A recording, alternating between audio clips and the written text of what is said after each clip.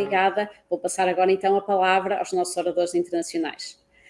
Hello and thank you for your availability to our international speakers. I would like first to pass the word to Mr. Markham. Mr. Markham is the founder of Two Advanced Digital Marketing Communication in South Korea. He has more than 20 years of experience on this field, and he will be able to speak with us a little bit about South Korea and his experience. Good morning, Mr. Markham. Good morning, Anna. Thank you for joining today's presentation, and I will share to the slides for the talk about our overview of the South Korea market. And if you have any question after the presentation, please let me know that I will do my best to answer for your questions. Okay, we are Two Advanced is the driving digital performance agency. So we are. I'm the founder of the Two Advanced, and we are delivering the digital performance campaign and also the consulting basis service. Recently, technology rapidly changed, but people change slow. That's why we are founded based on the global agency. We have the rich experience with the global client and also the overall of the local top players.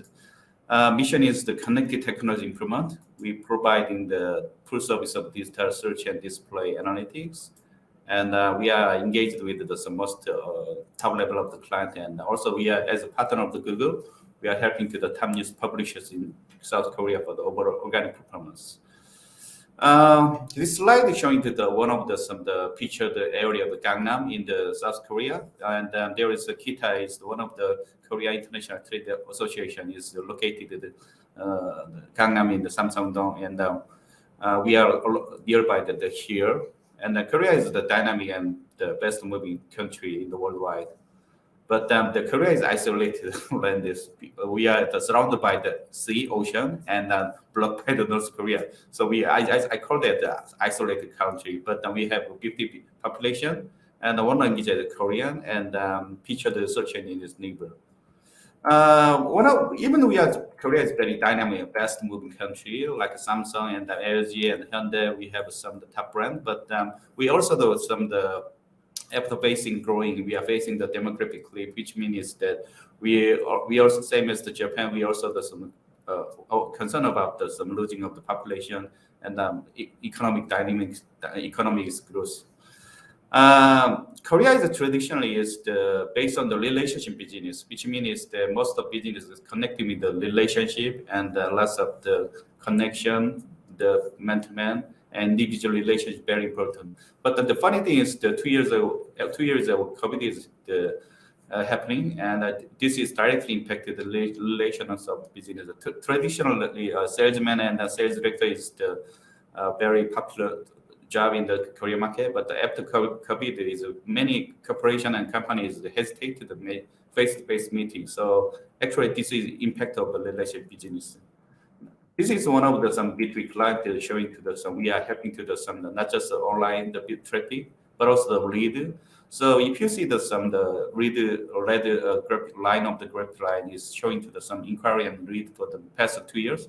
So during the COVID, we see that there is peak of the inquiry through the online, not just offline. So during the past 2 years, there is a lot of some change of the B2B business, and also it impacted some online sales. So this is another chart for showing to some compared to the online and offline sales. You can see that before the COVID, we saw that there is a lot of compared to the same graph of between the online and offline. But after the COVID, people is hesitate to going to the outside activity, which it naturally leads to the increase in the online sales. It also when you compare it to online and offline retail sales, the large department and the market is directly impacted by the COVID. But this is another opportunity to the online sales. There is coupon and neighbor shopping and Gmail local players increasing of their sales during the online.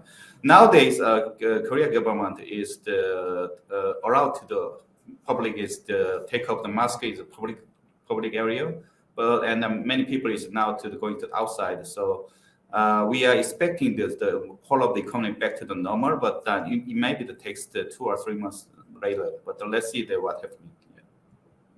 And also the interesting is that we are same team in the World Cup in the upcoming December. So Portugal is naturally interested by the most probably Korea market. Ronaldo is one of the popular in the Korea, but it also the many good opportunity to have the opportunity to increase your presence in the Korean market. Yeah.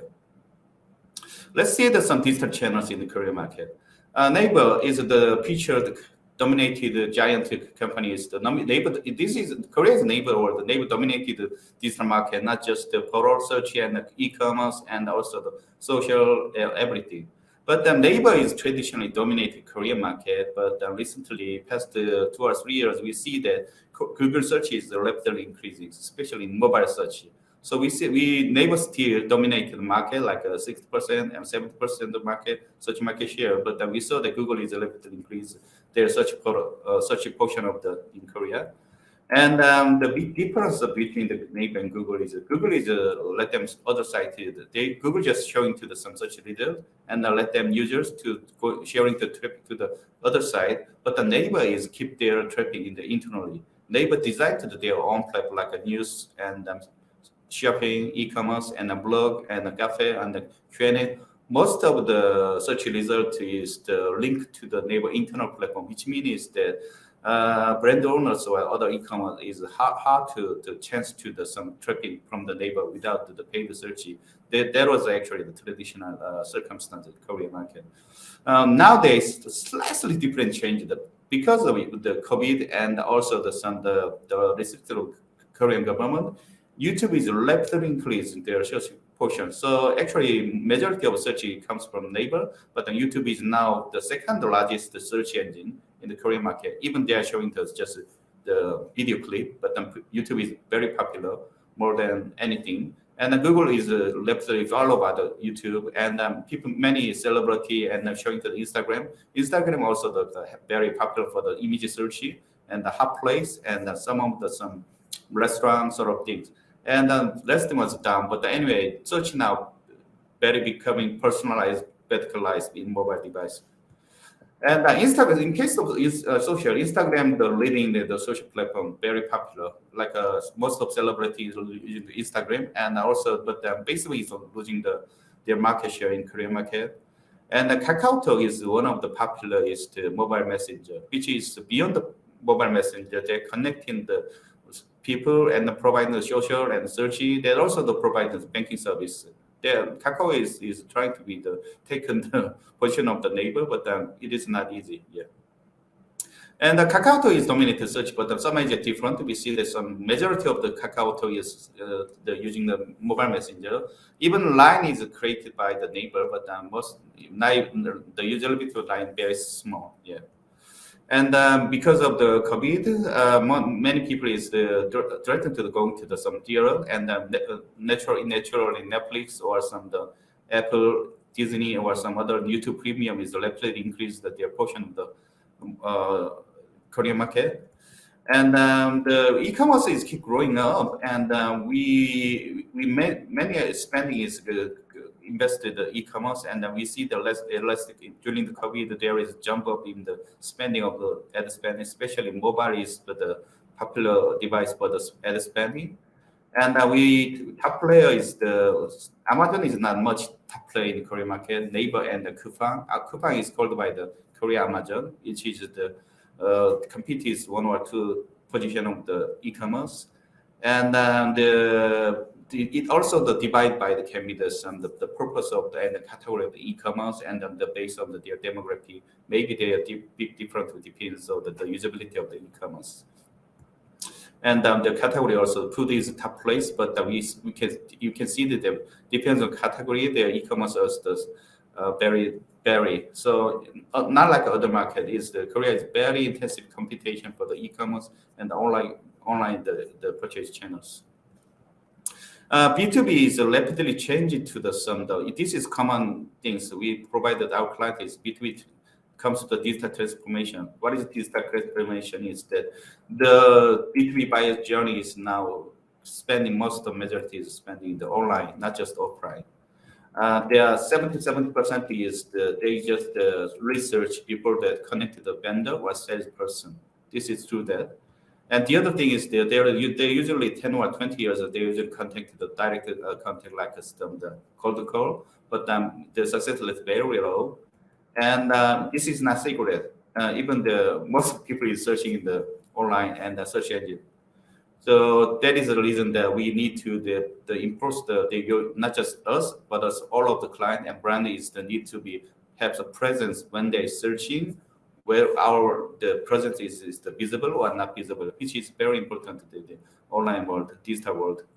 And so there is a shifting the B2B buying journey. Traditionally, there was time salesperson and sales director is very strong on voice, but nowadays is shifting to the digital, which means the sales is connecting the end, made the purchase the less funnel, but the most of a funnel and the mid funnel is decided by the digital. So even your brand or manufacturer and have some increase in your some sales, it is very must and necessary to consider the visibility of the presence in the online market.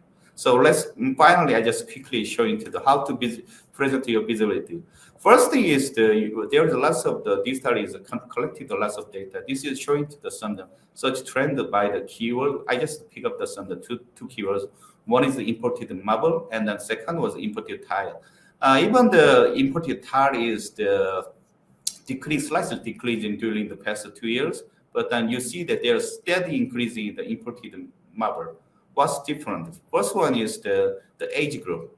We see that imported marble is actually preferred is over than 50 years age group, and also the imported tile is a little interested in the 30 and 39, but actually the most of the 5% is the more than older age group is interesting in the imported marble, imported tile. A slightly also it might be slightly different. In case of imported marble is interested by the male. There are 61% is imported male because marble, and but the imported tile is actually the more preferred is by the female because imported tile is actually the internal decoration for the house, but imported marble is like the housing, close to housing. So male is more interesting, but in case the imported tile, they are prepared by the female. They are looking for the. Usually, we recommended this channel is one of the strategies for the building to the Korean market is the search is the key channel is naturally organic, not just paid search. But if you have your site, localizing your site like Korean language, which is very helpful to increase in your sales or some the business opportunity. But also, we recommend this one of the channels of Naver blog. Why? Because the Naver blog is provided by the platform is Naver. Naver blog is placed the center of the Naver search engine as a page, which means that Naver is trying to keep their traffic internally, which means that if you instead of showing to the other website, other web page, they prefer to showing to their web platform. So if you're using the Naver blog as it was showing to your contents or the product, which will be helpful to reach to your target audience. This is just a screenshot of the search for some imported marble. Left from the top of and bottom. So left screenshot is the paid search ad, but after paid search ad, Naver is usually showing to the Naver blog as on platform, which means that if you have not enough budget, you might be if you just translate and localize your content in the Naver blog, which might be some reach to your target audience and help to some increasing presence to your Korean market. And then usually maybe they engage in not just paid search and the Naver blog and website, but the websites are a little hardly chance to reach to target audience. So they even just small openings, a small channel, it is directly impacted your business in Korean market.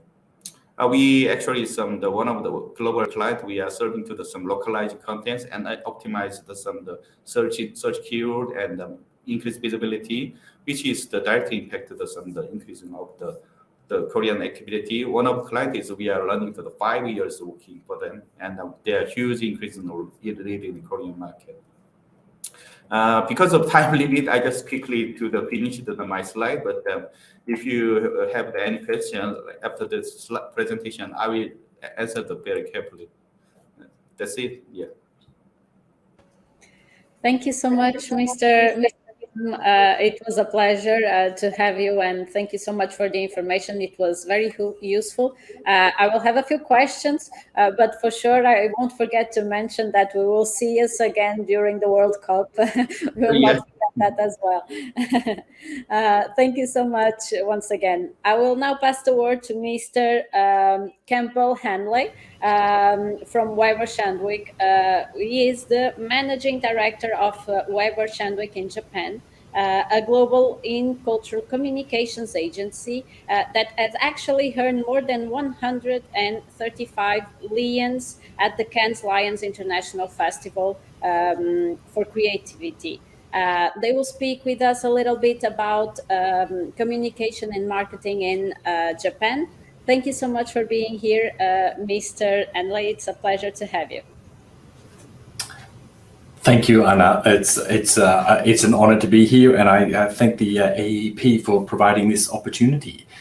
So today I'd like to talk about communications in Japan. So my presentation is going to be slightly different from Mark's. It's going to be much more anecdotal, but I've actually the spoiler alert is I'm actually not Japanese.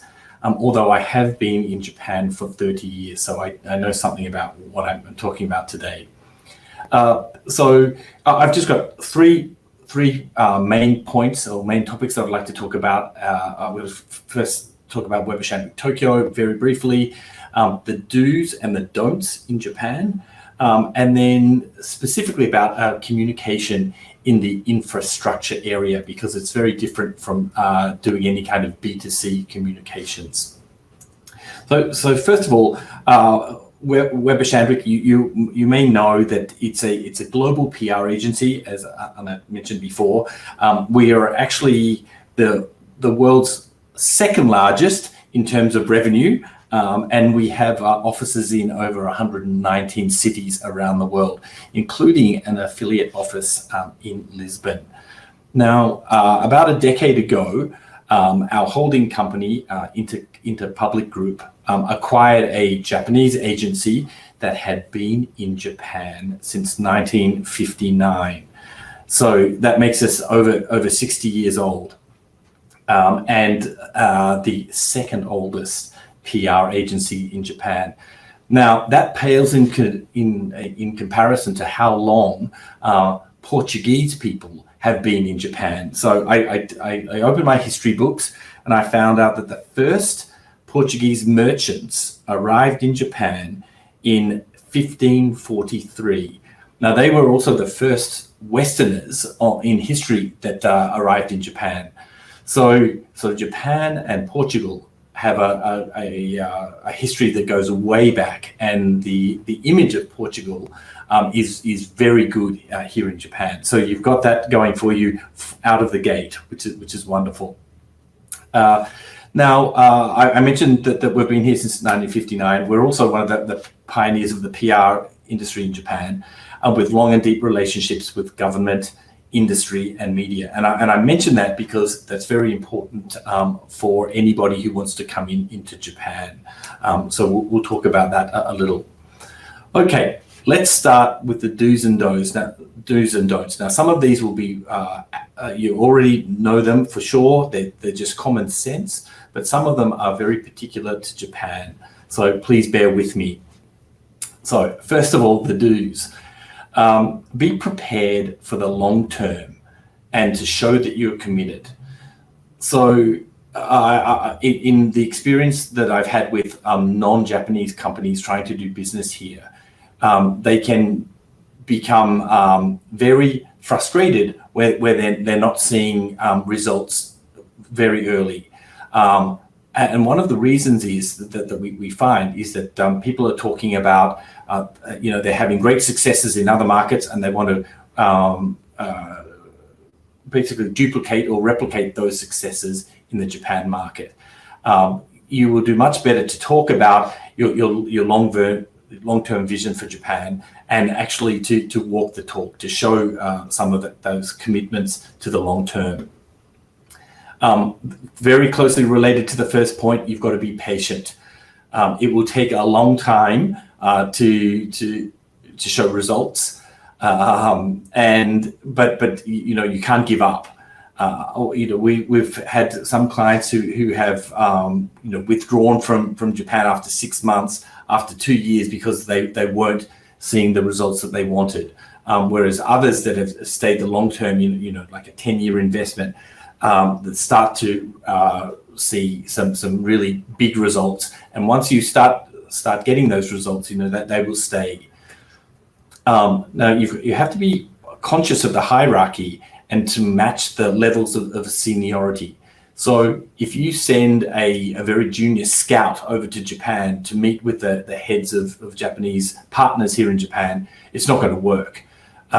You really have to match like for like. So if you've got junior people scouting, they should be meeting with the junior people, and then bring the different levels of seniority in to meet the different levels of seniority on the Japanese side.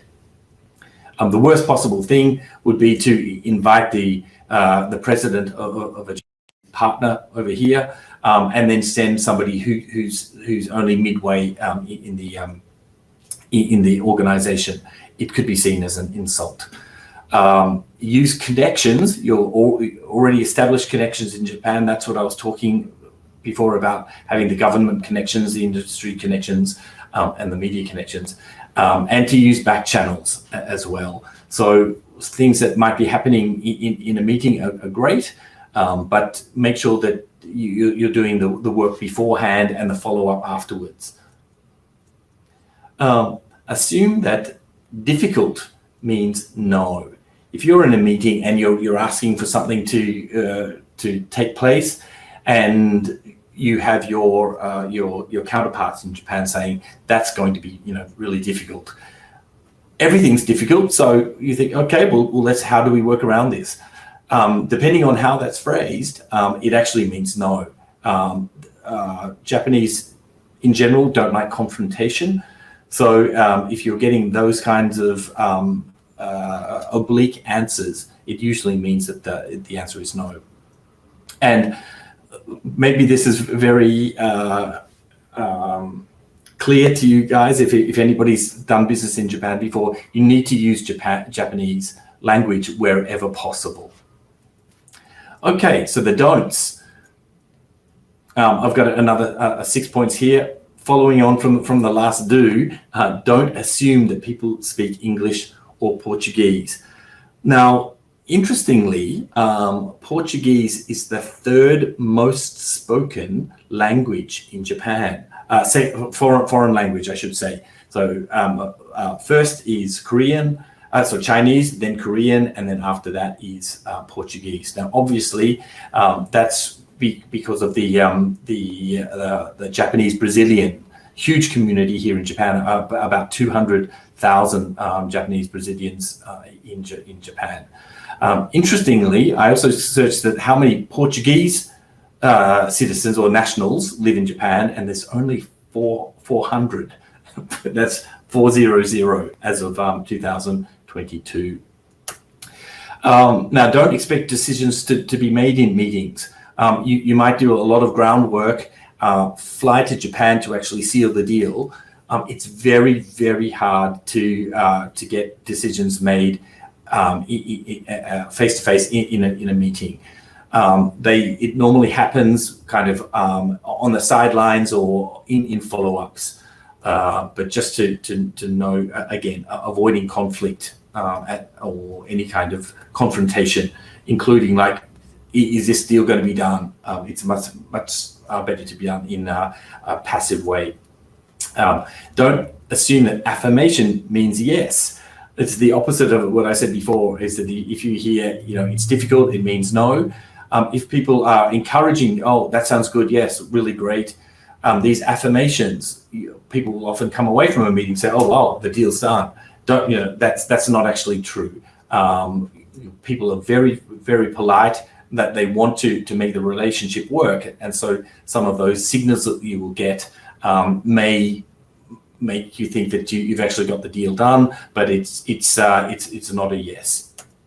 Don't negotiate too hard. This might seem intuitive, but there's a great phrase, you don't want to win the battle only to lose the war. So make sure that you're thinking about your counterparts' business and their reputation internally. So get to a place that is truly a win-win situation. Win for you and also for the partner. Don't stake all your hopes on one person. So you've got a counterpart here in Japan. Depending on the size of the company, every April, sometimes the people get shuffled around and they move to another part of the company, and you never see them again. And then all the discussions that were done up to that point have disappeared with that one person. So make sure that you are whenever possible, that you're making multiple contacts within the partner here. Last point on the don'ts: don't try to be Japanese. It's great to be respectful all the way along, but at the end of the day, you can just be yourselves. Often Japanese counterparts in organizations that are dealing with international companies and partners are understanding that you do have a different culture. So all these things that I've just mentioned here, if you make mistakes along the way, don't worry too much, because they're expecting that as well. Okay, now I've got a couple of minutes left, but I want to talk about some tips for communicating specifically in the infrastructure sector. Okay, here are some keys to success. Okay, so Japan is not Tokyo. So be sure when you're communicating that you're talking to Japan, or you're talking about Japan, because as with every country that's got a really key big city, if you're only talking about Japan, you're missing out on most of the population, and especially these partners who are in the infrastructure sector. They may not be actually in the capital city. They may be in some of the rural cities. So be sure to think about the rest of the country. Be prepared for the very long haul. In infrastructure in particular, more than fast-moving consumer goods, anything to do with infrastructure, there's lots of legal ramifications. There's political influence that you need. So you've got to be prepared for the long haul, and you should talk that way as well. So not only is your investment to get in is in the long haul, but the reward that you will reap will also be for the long term. Consider the implications of whatever you're doing to all stakeholders. So not just necessarily to the eventual customers that you will get, but to the members of society. If you're setting up factories, or if you are actually trying to sell to different segments of the community, make sure that everybody's thought about before. In terms of your partners, other customers, and I can't think of a specific example now because it's so broad, but make sure that you're thinking more than just your end customers. Always talk about societal and environmental benefits wherever you can. So you don't need to talk about just the product benefits or the benefits of your products. Talk about how they've been sourced. Talk about what's actually good for the environment, what's good for Japanese society, wherever you can. If you have to make a mistake on the side of oversharing information. And Mark's conversation before about the digital world, that's absolutely true. You've got to be in the digital space, but please don't skip on printed materials. Japan is also a very visual culture, and a tactile culture. They like to have physical documents. So always remember to bring your company brochure printed out. And finally, I've said, make sure that you try to get involved in the local communities wherever and wherever you can, whenever and wherever you can. This image on the right-hand side is like a local festival. Often foreign companies will come in and they will actually help sponsor these local festivals. The lanterns hanging there have actually different company names on them, and sometimes they actually contribute to the financing the fireworks festival. That's just one example, but wherever you can, please try to get involved in the local community. Okay, and that's it for me. Arigato and obrigado. Thank you. Thank you so much, Mr. Henley Campbell. It was a pleasure to have you, and for sure the information was very useful. I will now pass the word in Portuguese, this time to Mr. Nuno Teixeira. Muito bom dia, Nuno. Nuno Teixeira é representante da Twill Maersk, irá falar-nos aqui de alguns aspectos ligados à logística nestes mercados e apresentar-nos também a ferramenta da Maersk, a Twill, que está disponível online para auxiliar em todos os processos logísticos e facilitar esses mesmos processos às empresas portuguesas. Muito bom dia, Nuno. Muito bom dia, Ana. Muito obrigado por este convite. Muito obrigado por nos poder dar esta facilidade de falarmos aqui com todas estas empresas exportadoras. E vamos então aqui fazer uma pequena apresentação da Maersk, da companhia e dos serviços que efetivamente temos.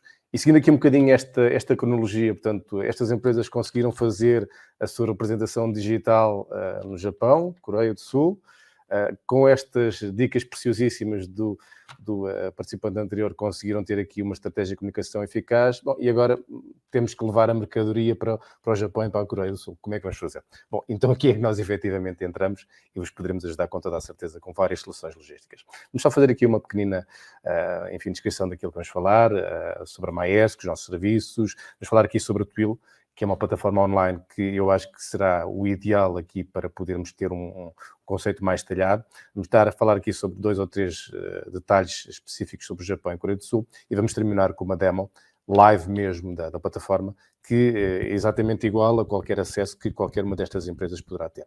Bom, em termos de Maersk, a Maersk hoje em dia não é só uma companhia marítima, aliás já não é há algum tempo. Nós somos efetivamente aquilo que se chama um integrador global de serviços. Temos aproximadamente 700 porta-contentores em todo o mundo. Estamos a fazer serviço em mais de 121 países. Em cada 6 minutos nós temos aquilo que se chama um port call, ou seja, uma entrada ou uma saída num porto em todo o mundo. Temos atualmente cerca de 12 milhões de contentores a transportar a mercadoria dos nossos clientes de A a Z, literalmente, e esses contentores fazem naturalmente também muitas voltas ao mundo todos os dias.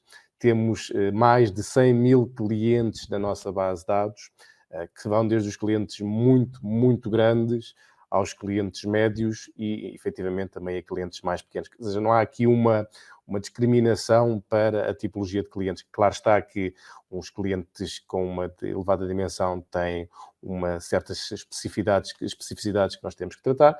Naturalmente, há aqui algumas questões mais salientes, mas é um serviço totalmente democratizado para acesso a toda a gente. E isto em si representa que temos, neste momento, aproximadamente 20% de todos os contentores que são movimentados em todo o mundo. Passando aqui ao seguinte slide. Estas são as soluções logísticas que eu venho aqui falar. Estamos a falar em serviços de transporte, em soluções digitais. Aqui a cadeia de suprimentos e logística, estamos a falar em soluções mais complexas, nomeadamente na área do supply chain, em áreas de gestão mesmo de stock, por aí fora. E, inclusive, temos também aqui serviços financeiros que podemos apresentar. No que toca aos serviços de transporte, e daqui se calhar um bocadinho mais ao detalhe, temos aqui, enfim, referimos aqui quatro áreas. Em bom rigor, para a exportação, a partir de Portugal temos apenas 3. O transporte marítimo, enfim, já vamos ver com mais detalhe. Aquilo que nós chamamos os inland services, que é basicamente os serviços de caminhonagem, e a carga aérea.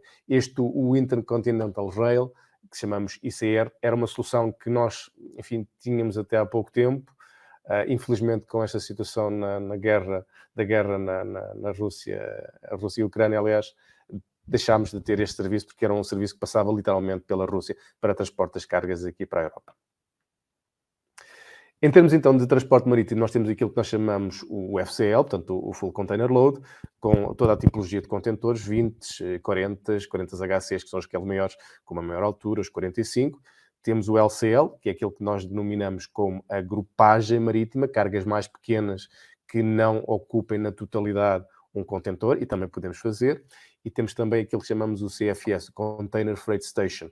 E aqui já estamos a falar em consolidação de cargas. É uma solução que eventualmente poderá ser um pouco mais complexa de utilizar no caso de uma exportação, mas também o podemos fazer. Ou seja, estamos a falar em várias cargas que vão sendo consolidadas, até podem ser de vários fornecedores. Se houver aqui uma situação de uma empresa de trader, em que juntamos numa só e fazemos através de um único BL de saída. Os inland services são aquilo que nós falámos há pouco, portanto, os serviços de caminhonagem. E depois temos aqui as cargas aéreas, com os vários escalões, o Priority Air, o Premium Air, o Economy, indo até mesmo a soluções de, se for necessário, fazemos um charter de avião completo. E ainda temos aqui uma outra solução, que é um Sea Air, novamente uma solução um pouco mais complexa, em que fazemos uma integração do nosso core business, que é o serviço marítimo, também com o serviço de carga aérea. Bom, falando agora aqui um bocadinho sobre a Twill. A Twill é uma das plataformas online da Maersk, uma plataforma que nós lançámos essencialmente em 2017, primeiro num projeto piloto. Eu estou praticamente desde o início com esta plataforma, desde 2018. Aliás, Portugal foi um dos países piloto da plataforma Twill, e a ideia aqui, efetivamente, é conseguir tornar o acesso à logística internacional marítima uma coisa tão simples que até literalmente uma criança, se assim o entender, pode fazer estes bookings. É extremamente simples, extremamente intuitiva, e com aquilo que nós chamamos os nossos 4 pilares, que são estes: a nossa solução, a nossa plataforma, a nossa promessa e a nossa magia. E indo muito rapidamente a cada um destes 4.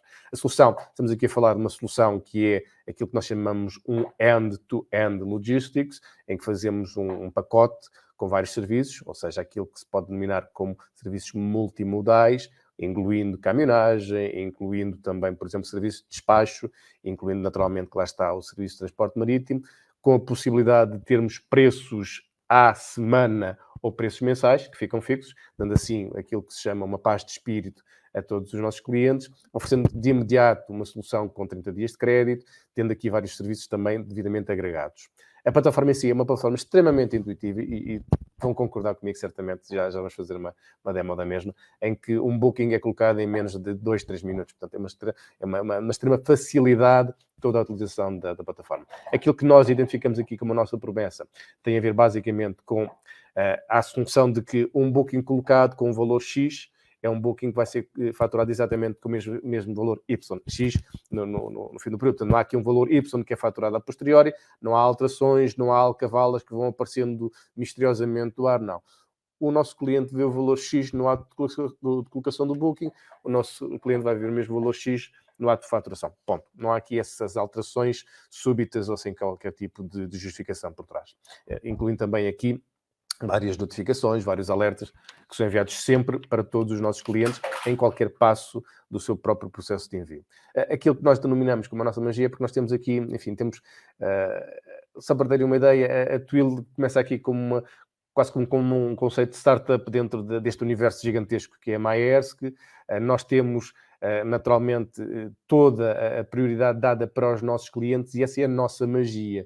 Essa cultura de startup faz com que a nossa magia se reflita exatamente nisso, numa possibilidade de termos um contacto direto e dos clientes terem um contacto direto sempre com o nosso serviço de assistência a clientes. Estamos a falar a nível mundial, só serviço de assistência a clientes para a plataforma Twill, na ordem de mais 150 pessoas, que estão alocadas só a essa plataforma e que fazem aqui uma gestão. Nós dizemos aqui que são os ninjas proativos, em bom rigor chamam-se ninjas porque são aqueles elementos que estão no background, que estão a trabalhar, que estão a fazer as coisas funcionarem, não se vê, não é?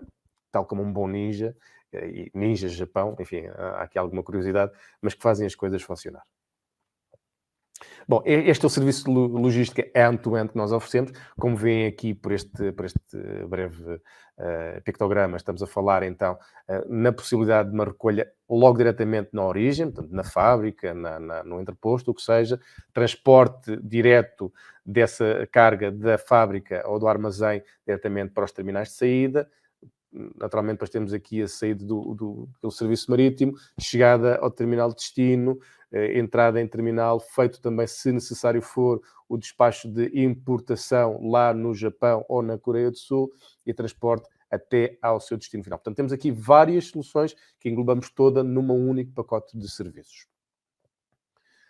Falando agora aqui sobre alguns detalhes da Coreia do Sul e também do Japão. Eu vou dar aqui apenas 3 ou 4 noções. Primeiro que tudo, tanto a Coreia do Sul como o Japão são naturalmente dos países mais desenvolvidos a nível mundial no que toca a infraestruturas logísticas, infraestruturas rodoviárias, infraestruturas ferroviárias, terminais. Portanto, há aqui uma grande facilidade nos transportes para qualquer um destes dois países. Posso-vos dizer garantidamente que nós não temos grandes dificuldades em fazer exportação daqui para lá e é sempre um processo muito fluido, muito rápido. Temos aqui os 3 principais portos da Coreia do Sul. Estamos a falar em Busan, que naturalmente é o maior porto do país. Está localizado na zona sudeste do país. Tem uma rede de infraestruturas a toda a sua volta que é fantástica. Enfim, um porto de excelência na área da Ásia. Temos também aqui o porto de Incheon, que é o porto mais perto da capital. Tem uma localização estratégica muito interessante para aquela zona do país. E depois temos o segundo maior porto do país, que é Gwangyang, que está na parte mais a sul da Coreia do Sul. Em termos de transit times de referência, para Busan temos 50 dias, para Incheon temos 45 dias e para Gwangyang temos 54 dias. Passando agora aqui a alguns detalhes sobre o Japão. Bom, o Japão tem enfim, também uma estrutura, uma infraestrutura em termos de logística fantástica. Eu diria aliás, que até é bastante mais desenvolvida que a da Coreia do Sul. Estamos aqui a falar nos principais 5 portos que temos no Japão. Começamos aqui com Nagoya, o porto mais central. Portanto, é o porto que naturalmente nós associamos à Toyota, porque é da indústria automotiva e é precisamente por ali que saem praticamente todas as saídas da Toyota. Depois temos o porto de Tóquio, naturalmente, é o porto mais perto da capital. Há ali uma forte componente de indústria química a toda a sua volta e é por ali que a indústria química também faz as suas movimentações.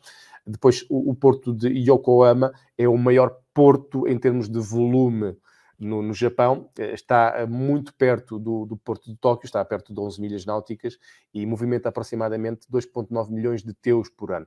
Teus é uma medida logística que equivale a dizer 20 feet equivalent, ou seja, os contentores mais pequenos. Portanto, estamos a falar, nesta medida, cerca de 2,9 milhões de teus por ano. Para terem uma noção, o maior porto do mundo é o porto de Xangai, naturalmente, que movimenta qualquer coisa com uma volta de 46 milhões e meio de teus por ano. Para vos dar aqui uma dimensão da nossa, aliás, uma ideia da nossa dimensão portuguesa, o nosso maior porto é o porto de Sines, e o nosso porto de Sines movimenta cerca de 1,6 milhões de teus por ano. Voltando aqui aos portos no Japão. Kobe, nos anos 70, chegou a ser o maior porto, aliás, o porto com o maior tráfego do mundo. Entretanto, naturalmente, com a evolução da China, acabou por ficar para trás. O porto de Kobe, neste momento, está cerca de, se não estou a erro, 21ª, 22ª posição, em termos de movimentação de carga. Está muito associado aqui a cerâmicas, pedras e solos. E, em termos de portos, ou de grandes portos, temos aqui, finalmente, o porto de Osaka. É o porto com maior extensão geográfica, ou seja, em termos de implementação geográfica, é o que tem a maior implementação geográfica, e este porto tem aqui uma movimentação de aproximadamente 2 milhões de teus por ano. Em termos de transit times, para terem novamente aqui uma referência, eu estou a falar em termos de saídas de Portugal, seja de Leixões, seja de Lisboa, seja de Sines, inclusive. Sines um pouco menos, mas aliás, serão os portos principais, aliás, portos de saída principais, Leixões e Portugal, Leixões e Lisboa. Estamos a falar Nagoya, 54 dias, Tóquio 60, Yokohama 57, Kobe 48 e para Osaka 51 dias. Bom, vamos agora só fazer então aqui rapidamente uma demonstração da plataforma e eu creio que virão rapidamente então como é que eu creio que já estará.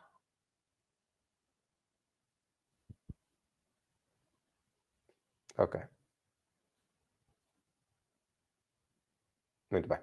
Pronto, então já estamos aqui diretamente na plataforma. Isto, volto a referir, é uma demo live mesmo da plataforma. Qualquer registro que façam irá dar exatamente a mesma informação que temos aqui. A plataforma tem este conceito de rapidez, de facilidade. Vamos só fazer aqui rapidamente uma simulação então para um envio, clicando aqui onde diz Start Booking e vamos simular uma exportação, por exemplo, vamos dizer, do porto de Leixões embora aqui a ideia e o interesse seja também agregarmos a caminhonagem, mas por uma questão aqui de facilidade, vamos então simular, estamos a fazer uma saída de Leixões. Se repararem, tem aqui duas hipóteses logo, Leixões cidade ou Leixões Porto. Vamos então escolher Leixões Porto e vamos, por exemplo, escolher Busan. Falámos há pouco que era o maior porto da Coreia do Sul. Portanto, identificámos a saída, identificámos o destino e agora vamos aqui à tipologia de carga. Vamos simular que seria, por exemplo, um contentor de 40 pés e clicando aqui no Search, dá-nos automaticamente já a procura dos próximos navios e incluindo já aqui os valores completos que vamos ter para estas saídas. Por exemplo, saberíamos já que a partir do dia 6 de junho teríamos uma saída que teria este valor de 1.543 euros. Há depois aqui a possibilidade também de colocarmos isto em dólares para fora. Enfim, podemos utilizar as moedas que bem entendermos. E temos aqui já uma identificação de saídas de dia 6 de junho até dia 4 de julho. Portanto, vamos supor este seguinte cenário. Estão numa fase de negociação ou estão já numa fase em que o negócio já está efetivado, mas se calhar estão numa fase de negociação e quererão dar a um cliente vosso na Coreia do Sul uma ideia já completa de quanto é que o vosso produto irá custar e naturalmente, assumindo aqui também já da vossa parte o transporte. Fazem a simulação e sabem que, muito bem, então, mercadoria X que eu vou conseguir colocar num contentor de 40 pés vai ter um valor de 1.543. Portanto, naturalmente, este será um custo que já irão considerar na vossa proposta para o cliente. Depois de considerado o valor, tão simples quanto isto, basta chegarem aqui, inclusive falámos há pouco sobre esta questão das tarifas fixas ou das tarifas diárias, portanto poderíamos, por uma questão também de comodidade, fixar este valor para o mês completo, ou se quisessem poderiam ir semana a semana escolhendo o valor que mais vos interessaria, mas pronto, vamos dizer aqui que neste caso escolheriam 1.543, efetivamente é mais barato, selecionávamos a remessa. Depois poderíamos então juntar aqui o despacho de exportação, lá está o serviço end-to-end, em que literalmente todas as preocupações com logística saem das vossas mãos. Portanto, juntaríamos então aqui o despacho de exportação, poderíamos também juntar aqui, aliás, é sempre conveniente juntar um seguro à carga, que nós temos aqui identificado por pacotes de serviços, vamos escolher esta primeira parte de seguro, e se repararem aqui ao lado, vai sempre fazendo a atualização do valor. Portanto, há pouco estamos a falar em 1.543, se não estou em erro, e com estas somas de serviços extra que vamos adicionando, já vamos passando para o valor de 1.614 euros. Aqui faríamos então uma descrição da mercadoria, por exemplo, vamos dizer que seria pedra ornamental. Aqui as mercadorias estão já definidas de acordo com os commodities, podemos dizer que seria stones, ou até poderíamos dizer que seria construction materials. Identificamos primeiro com uma ideia muito genérica de quantos volumes estamos a enviar, quantas paletes por aí fora. Por exemplo, vamos dizer que seriam aqui 25 paletes. Uma identificação muito simples do peso bruto na ordem das 18 toneladas. Permite-vos ainda colocar também uma referência vossa interna. Seguindo, estamos a fazer então uma primeira introdução, portanto é normal que esta parte apareça. De seguida faremos uma identificação do comprador. Nós naturalmente aqui já temos os dados colocados já de raiz. Portanto, o que se faz aqui é criar uma ponte entre a vossa empresa, que é a exportadora, e a empresa, que é o vosso cliente, que será o importador. Isto faz com que automaticamente haja notificações automáticas a saírem sempre e proativas, sempre a saírem também para o vosso comprador. Portanto, nós aqui identificamos o comprador, clicamos onde diz próximo, e teríamos aqui já, então, um detalhe de que estaríamos a fazer uma exportação, neste caso seria um porto-to-porto, mas o ideal seria ser um door-to-port ou um door-to-door, saindo então de Leixões no dia 13 de junho, chegando a Busan, Coreia, no dia 2 de agosto. Aqui permitiria, inclusive, ver o schedule completo, com todas as saídas, com os cut-offs, por aí fora, portanto, com o detalhe completo que é necessário para uma operação logística. Aqui temos sempre todos os detalhes do valor do serviço, e este é o valor de serviço que fica adjudicado no início do booking e que não irá ser alterado de forma alguma. Os detalhes da carga, quem é que está a exportar, quem é que vai ser a pessoa que vai receber a carga, os serviços extra que compramos, nomeadamente aqui os serviços de despacho de exportação. Clicamos aqui e confirmamos o agendamento. E pronto, temos aqui uns confetizinhos, o que significa que temos um booking já criado. O que é que isto em si significa? Significa que a partir deste momento teriam já automaticamente o booking colocado, teríamos uma alocação de espaço nos nossos navios, e hoje em dia, estejam ou não muito ou pouco envolvidos nesta área da logística, sabem que é um tema extraordinariamente sensível, a questão da alocação de espaço, a questão também da alocação naturalmente do equipamento.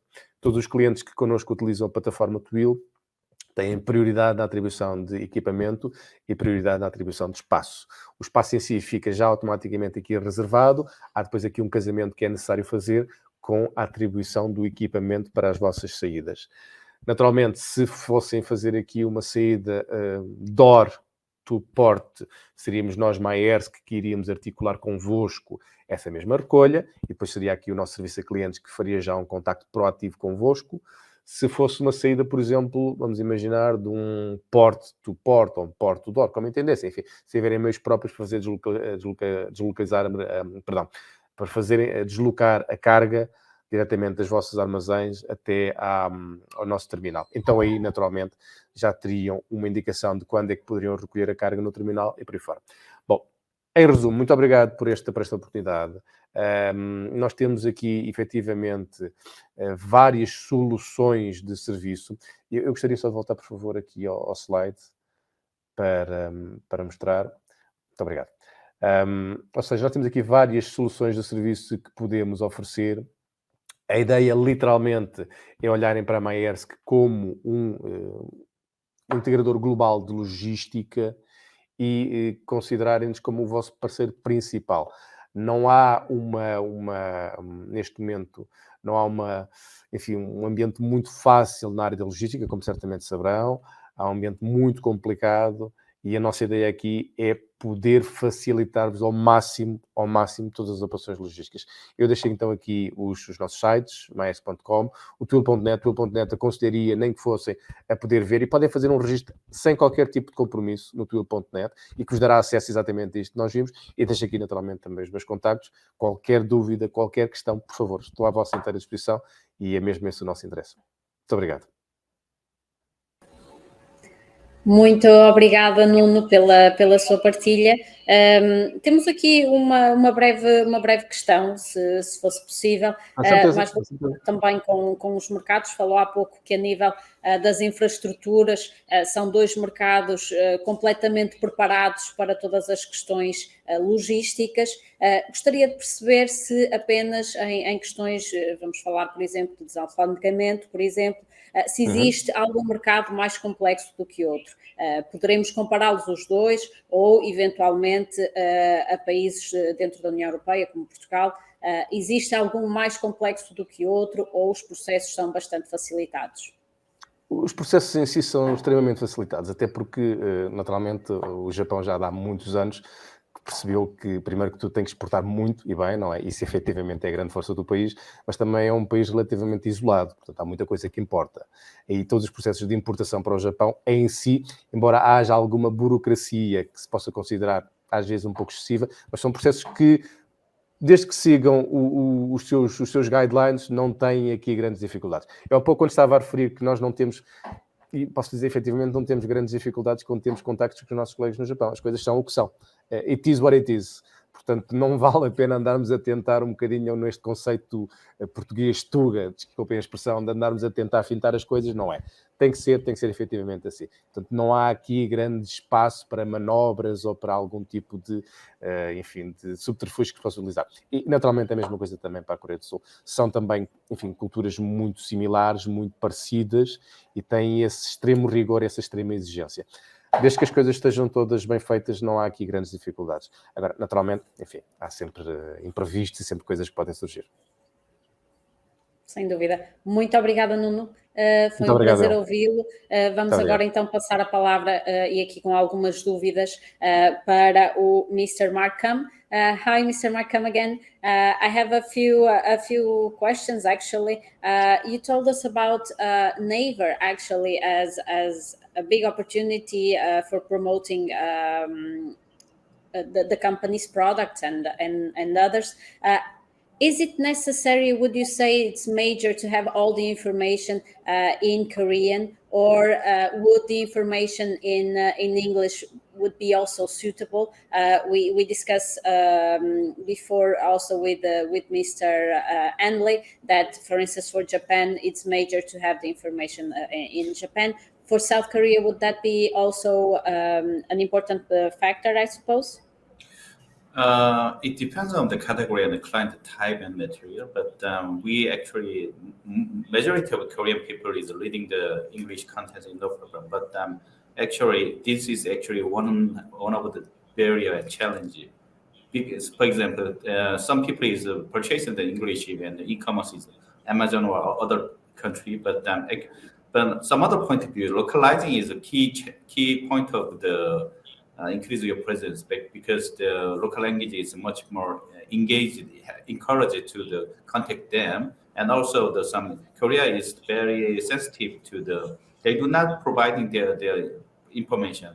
They pre-research, then shifting to moving to the next step. So when I check one of the potential today, the audience there is only provided the Portuguese or the English. So it's just translation local language. This is a help to expand your new opportunity Korean market. So that's why I talk in English, no problem. But many global companies ask about us. We saw that lots of difference because the Korean person prefer the call rather than in email. So I recommended them the Korean rather than English. Even we can reading the whole contents. Okay, perfect. Thank you so much, Mr. Kam. It was a pleasure once again, and thank you for answering to our questions. Another question now for Mr. Henley. Hello, Mr. Henley, once again. We discussed a little bit the do's and don'ts with you regarding Japan. Is it important to say also that storytelling is major in order to introduce our company? I found it very interesting that actually you started by telling us a little bit about your story as well, and also the story of your company, also linked to the story of Portugal and Japan. Is this something that we should take into account when addressing Japan? I know that's amazing. Yes, I actually just do it. It's second nature right now. Absolutely, that's right. I talked about doing back channeling and make those connections outside of just the the meeting situation. The best way to do that is also by telling your story, whether it's on your website or it's through brochures or books. But absolutely, if you have a story to tell, it's much easier for your counterpart to then retell that story to decision makers within the companies. So it's a great observation. Thank you so much, Mr. Henley. It was a pleasure to have you. I'm sure it was all very useful for our Portuguese companies, and that we will be now more ready to approach Japan and South Korea thanks to you and to our other international speakers. Vamos então terminar neste momento a nossa sessão. Gostaríamos de agradecer, obviamente, pela vossa presença online. Caso tenham algumas questões, por favor, não hesitem em colocá-las no nosso chat. Tentaremos responder nos próximos dias também. Gostaríamos de relembrar que amanhã irá decorrer o workshop relacionado com o mercado chinês e por isso não faltem também a este mercado, que contará também com a apresentação de vários oradores internacionais.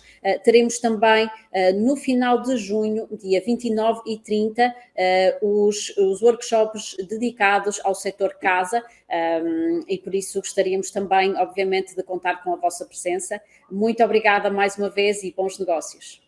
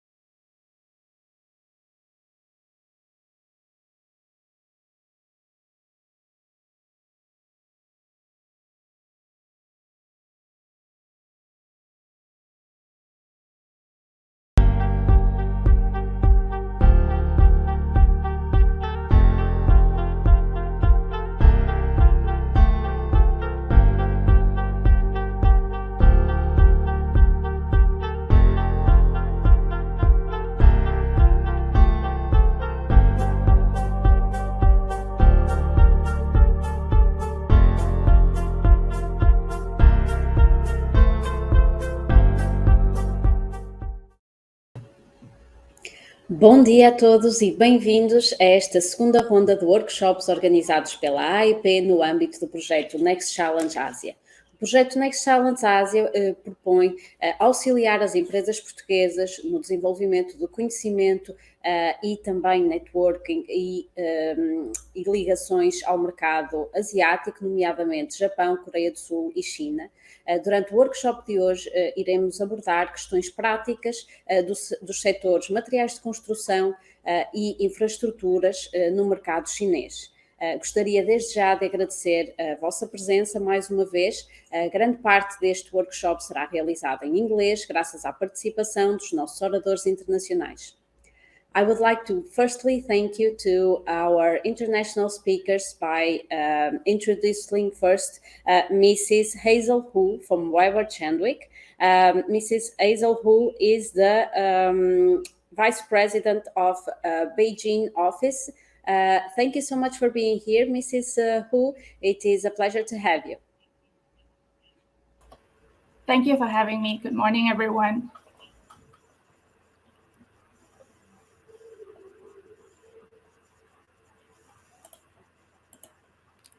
Shall I start the presentation?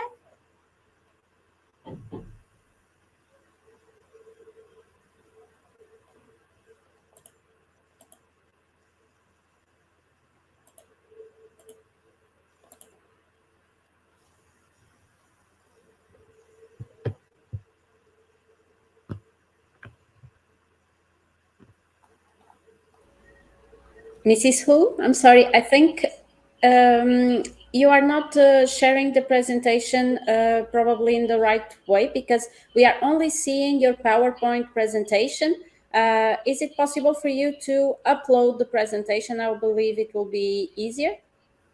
Okay, it's sharing on my screen, but I will upload the document right now. Hold on. Yes, perfectly. Thank you so much.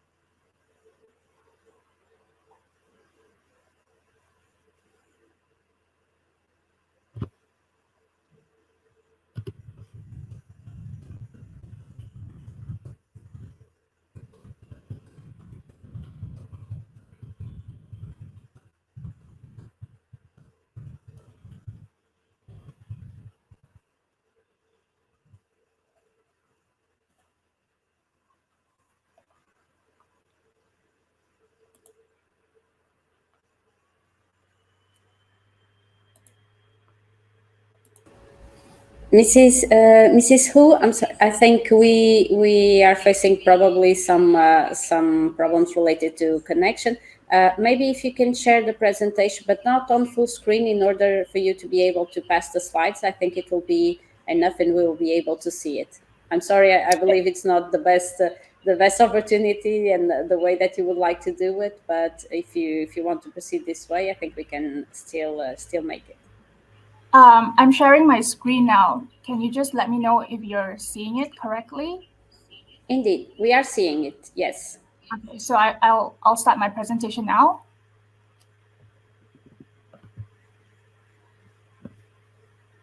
So good morning, everyone. Just a brief introduction. My name is Hazel, and I'm based out of Shanghai at this point in time. So I am currently working from home under the Shanghai lockdown. Thank you for the opportunity to speak today. I promise not to go beyond the 15 minutes that I have been allocated. If there are any questions, feel free to let me know along the way. But what we'll do today is to basically give you an overview of the recent developments in China. So I think from a business standpoint, it's very important for big national companies such as yourselves to understand the national priorities from a China perspective. And obviously some basic do's and don'ts in terms of, doing business in China, a little bit of the media landscape here, which is very different from what you might expect in countries in the West, as well as some sensitive topics that we usually advise our clients to avoid altogether when doing business in China. So very quickly, the 3 things that you should know about what's important to China and the authorities here. After decades of pursuing growth, China is actually currently pursuing stability and security. And this has been like a common theme for the last couple of years, shifting away from just, expanding, pursuing everything for the sake of growth, and now moving up to stability and security. And this is like a big theme that China wants to kind of make sure that everyone gets. So it's not just political stability in terms of the leadership. It's also about achieving food security, which is a huge problem in China, but I think also around the world. Supply chains are, coming under scrutiny, and there are so many risks involved. And also you might have heard that, China... Mrs. Hu, I'm sorry, sorry once again for interrupting. I'm really sorry. I'm for sure it's okay if we continue a little bit longer than the 15 minutes after, but we are still not seeing your presentation. I think the upload has already been done. So if you want to share then the presentation on the passing the slides on the uploaded presentation, I think it will be easier. So do you want me to stop sharing my screen? Is that correct? Yeah, now we are seeing the presentation. If you want to pass it right there, I think it's okay. Can you check, please? Okay, I am seeing my screen as well. Hold on.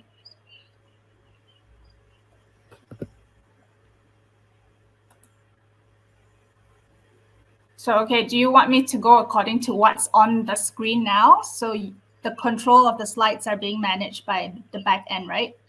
By you. You can control the passing of the slides. Okay. Yes, so perfect. It's perfect. Thank you so much. No problem. I'm on slide 3 now. So just to recap quickly, the 3 important things that is important to the Chinese authorities. And I think it's very important for businesses coming into China to be aware about how China is very, very focused on pursuing stability and security. Again, not just political stability, food security, cybersecurity, creating jobs, because China has obviously a huge population, and there are more and more graduates joining the workforce. So ensuring that every single graduate has a job, has job stability, is also a big priority for the government. The term common prosperity, for those of you who may not be familiar with this term, it's something that's huge here in China. We don't talk about it on a daily basis, but it's embedded in everything that we try to do, especially from the higher level down. What this really means is that we're trying to address any gaps between the provinces, between the rich and the poor, just to bring everyone up to the same levels, and making sure that no one's left behind. So there are a lot of reforms and regulations that are being developed and then being changed just to ensure that there are no unfair practices. And you will notice that second point that I have here, which we have the United National Market Guidelines. What this is, it's a document issued by the central government to talk about what we can do locally to ensure that the best practices and the rules and regulations at every province is standardized. So, whether it's services, whether it's regulations for like food and beverages, manufacturing, for example, it should be one rule for every single sector. Because currently what's happening is every single province would have, slight adjustments to central government's ruling. Last but not least, high quality development. So in the past, I think the stereotype about China is we have quantity, right? We pursue everything in terms of numbers. We have size, we have scale, but it's never about quality. So that is a very, very obvious shift from quantity to quality, not just random quality, but the government is pursuing high quality. So the term high quality development is always talked about at a national level, just to make sure that every single provincial leader is aware that, you know, we need to focus on things that are really of quality in the long term. So things like women's rights, you know, protection for children, the elderly and handicapped, previously not something that was national agenda, is something that's really pursued at the local level. So for businesses who have, you know, been observing how China interacts with the world, some of you might have, you know, this misconception that China might be closing off its shores because of the borders and the pandemic and all that. But I think this quote here by our premier would basically give you an idea that China is continuing to kind of deepen its reforms in terms of opening up the economy for foreign investment. So everything that the central government is trying to do at this point is really to encourage and ensure that there's a steady flow of foreign investment. A lot of words on this slide, but I will take you through it very quickly. So the construction industry is expected to maintain a 6% share of China's total GDP right into 2025. And again, you know, the government is expected to issue more guidelines and more incentives for foreign investors to come in. And the manufacturing restrictions in pilot free trade zones have been reduced to 0. In terms of social development, I think, again, the ESG term, which has been talked about a lot in the West, is something to grow in China. Spotlight on companies' operations and supply chain. More and more consumers and stakeholders are really aware about how, you know, little things that happen in China previously nobody cared about, it's going to be magnified and put under the spotlight. So a lot of brands are expected to kind of provide clarity and transparency in terms of where, you know, things are sourced, who are your vendors, who are your partners. Basically, the entire supply chain landscape will come under scrutiny. And again, the last point, China is holding on to its COVID-0 strategy. We do expect some refinement to it. We don't know what sort of refinement will come, but until then, we do expect some form of social anxiety related to the COVID-0 strategy. But the government's very aware that COVID-0 and economic stability need to coexist with each other. For foreign companies coming in, you know, even if you do have a local partner, currently we have over 100 listed companies really impacted by the lockdown measures. So expect corporate earnings to, you know, slow down a little bit. There might be some stagnancy because of the lockdown, but we do anticipate that, you know, there will be full recovery. Very quickly, for those of you who know, I think in Europe you have GDPR. So in China we have PIPL, which is a series of all these laws that have been passed since 2017. They announce it and they take a year to kind of implement it. There are a lot of gray areas here, but I think for corporations coming into China, they need to be aware of how data is stored, where it's stored, how you collect it, especially if it involves information about your local partners, local consumers. I do apologize for the formatting which has run on this slide. So this gives you an idea of the media landscape in China. So China is a very digitalized country, not just in terms of, you know, the apps that we use, but also in terms of how news is consumed. So the younger generation turns only to social media to get the news. And like many other countries, mainstream news is actually driven by social media news.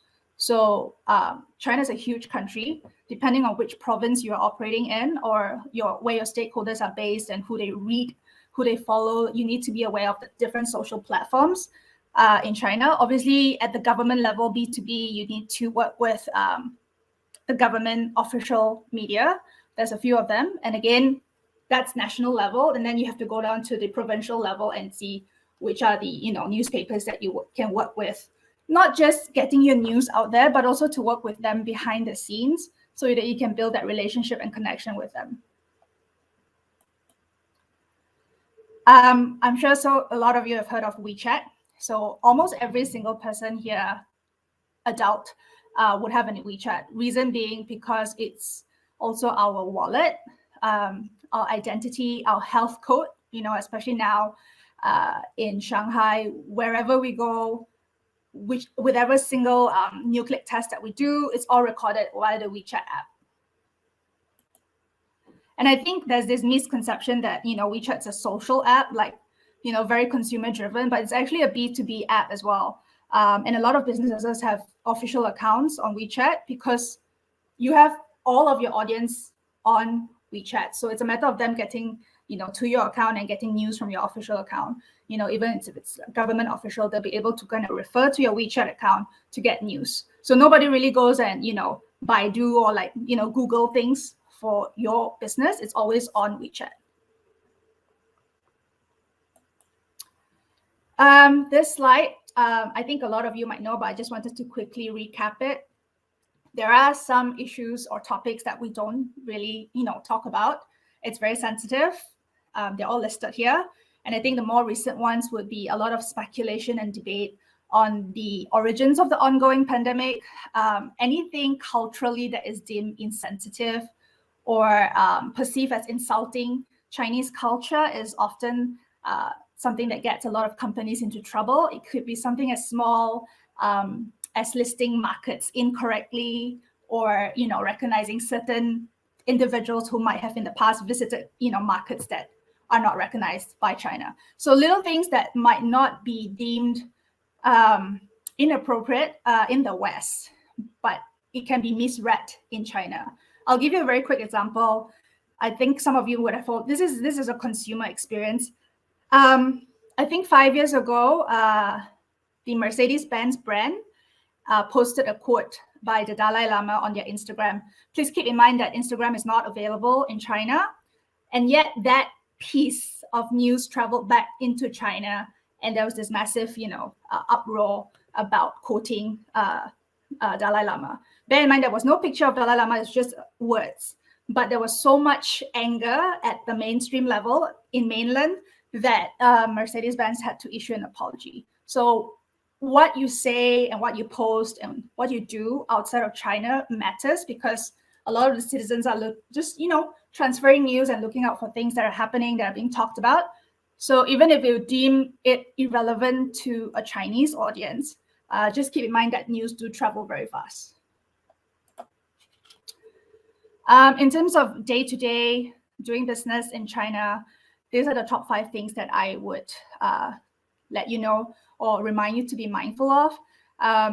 So Chinese is the main language for all everyday use, including business.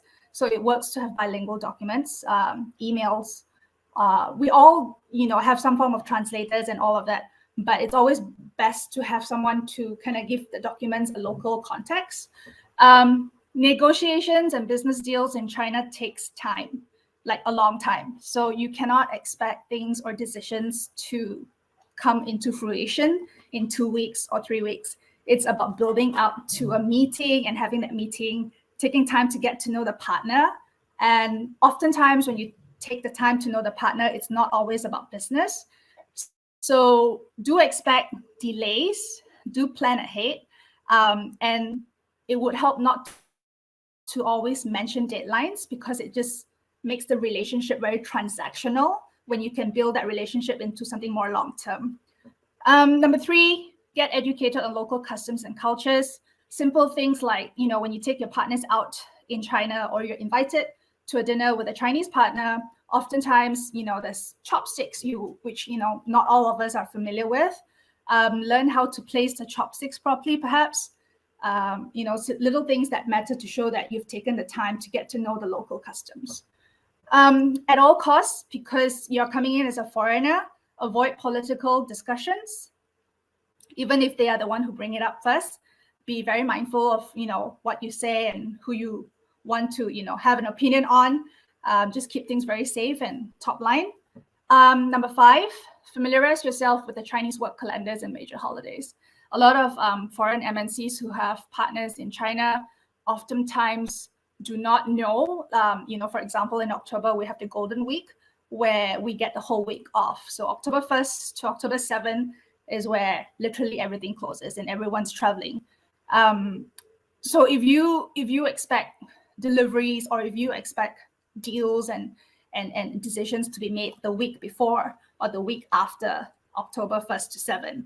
That's very unrealistic because that's the national holiday. So I think being aware of when the Chinese workforce goes away for these big holidays would help you manage expectations all around. Last but not least, I think I mentioned earlier that a lot of business deals in China are really built on these two words, which is guanxi. There is no direct English translation to this term, but it essentially means relationship. And it's not just transactional. A lot of Chinese businesses, Chinese people in general, do not like to pursue things that are transactional. So it's not not a direct business deal as you would have in the West. It's about building up a relationship that you can cultivate for the long term and helping each other out beyond just the business. So it could be things like if you are aware that your business partner likes or is pursuing a business goal at this different sector, you might have that connection that you can bring in to help without expecting anything in return immediately. But this kind of builds up things so that in the long term, they will always have your interest at heart and have that mutual respect for each other. So that's the 10, 12 slides that I have for today. If I've spoken too fast, I'm sorry, but if they have any questions, I'm happy to take them now. Thank you, Mrs. Hu. It was very helpful and very important insight information on the market. For now, we don't have any further questions, but if we found to have any further questions during the session, we will address to you at the end if you are available. Otherwise, we will send you an email with all this information, okay? Thank you so much. Thank you so much. We will now pass the word to Mr. Ronnie Lung from iCargo. He will be addressing us a presentation about logistics in China. Thank you so much for being with us, Mr. Long. It is a pleasure to have you once again. Hi, good afternoon from Hong Kong and good morning to Portugal. Okay, I'm happy to be back again, and I'm going to share my screen now.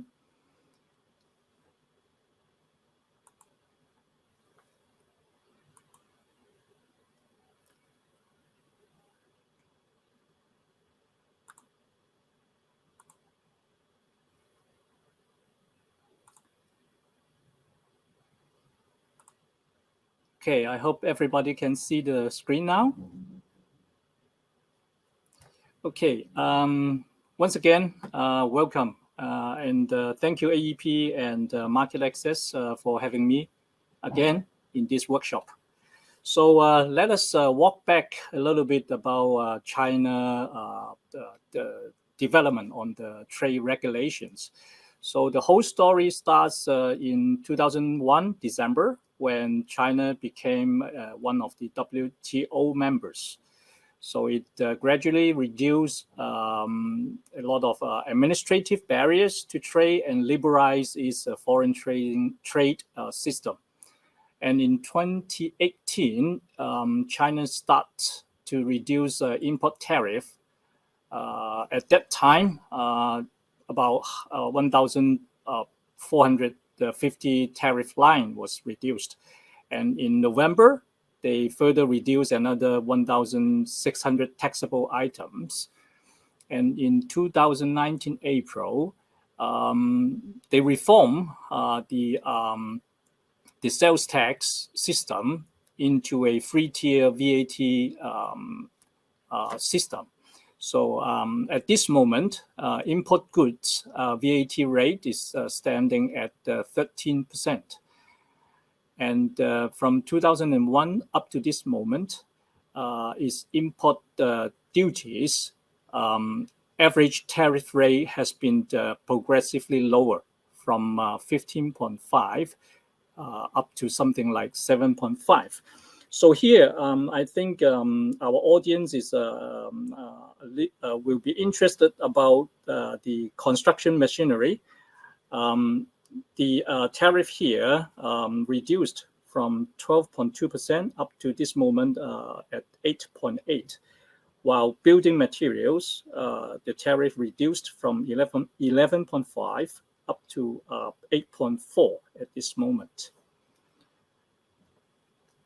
So in 2005, China has also removed majority of the quota and licensing requirement from majority of imports. And at this very moment, there are only 14 categories of commodity, which contains 156 items subject to import licensing control.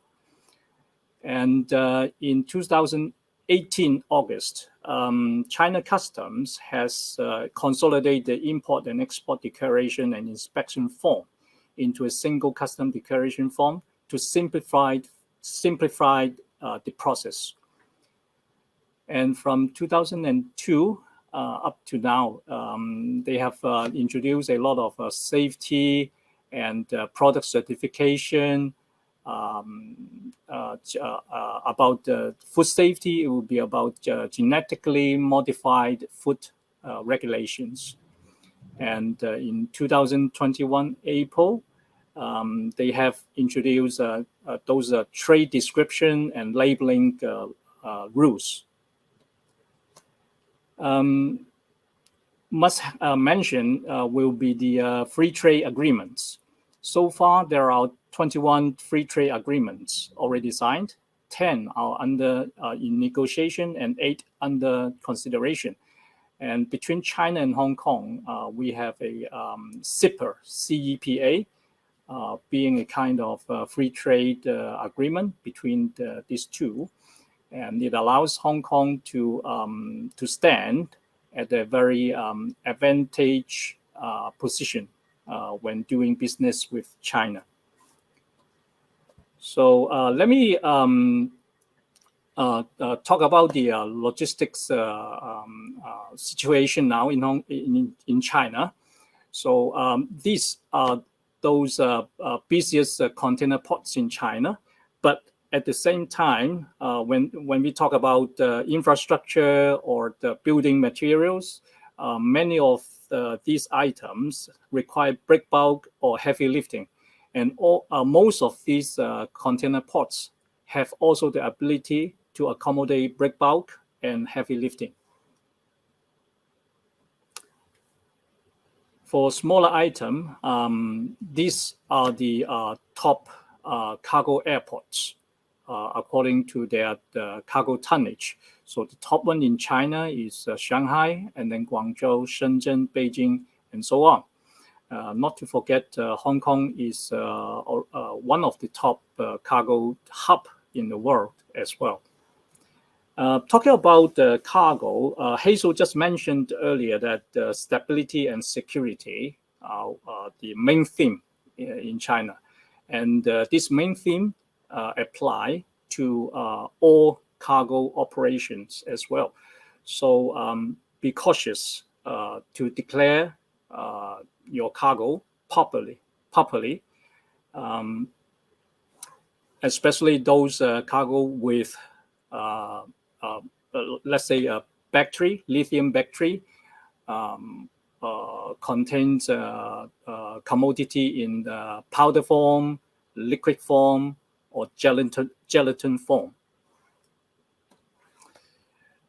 Besides traditional air freight and ocean freight, train freight has become a popular way to transport the freight between China and Europe. So we take a snap back. In 2011, there are only 17 trains operations between China and Europe, and it increased to over 15,000 in 2021. And the number of containers increased from only 1,400 to 1.4 million TEUs in 2021. This is about the last mile delivery. You can interpret it similarly for as a first mile if you're exporting.